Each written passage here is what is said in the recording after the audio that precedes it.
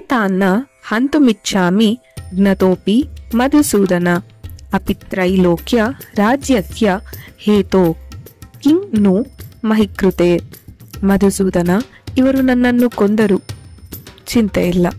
3 ಲೋಕದ ರಾಜ್ಯಗಳು ಬಂದರೂ ಇವರನ್ನು ನಾನು ಕೊಲ್ಲಲು ಇಚ್ಛಿಸುವುದಿಲ್ಲ. ಇನ್ನು ಈ ಭೂಮಿಗಾಗಿ ಹೇಳುವುದೇನಿದೆ? ಅರ್ಜುನ ಇಲ್ಲಿ ಮಾಡುತ್ತಿರುವ ತಪ್ಪೆ ಈ ಸಮಸ್ಯೆಯನ್ನು ಕೇವಲ ತನ್ನ ಲಾಭ ನಷ್ಟದ ದೃಷ್ಟಿಯಿಂದ ಮಾತ್ರ ನೋಡುತ್ತಿರುವುದು. ಅದನ್ನು ಮೀರಿದ ಒಂದು ದೃಷ್ಟಿ ಇದೆ. ಅಲ್ಲಿ ಇವನ ಲಾಭ ನಷ್ಟಗಳು ಗೌಣ.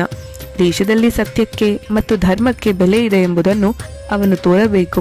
ಹೀಗೆ ತೋರಬೇಕಾದರೆ ಯಾರು ಧರ್ಮಕ್ಕೆ ವಿರೋಧವಾಗಿ ಇರುವರೋ ಅವರಿಗೆ ಶಿಕ್ಷೆಯನ್ನು ಕೊಡಬೇಕು. ಶಿಕ್ಷೆ 2 ಕೆಲಸವನ್ನು ಮಾಡುವುದು. ಅನ್ಯಾಯ ಮಾಡಿದವನಿಗೆ ಶಿಕ್ಷೆ ಬಂದಾಗ ಅವನು ಪಶ್ಚಾತ್ತಾಪ ಪಟ್ಟು ತನ್ನನ್ನು ತಿದ್ದಿಕೊಳ್ಳಲು ಯತ್ನಿಸುವನು.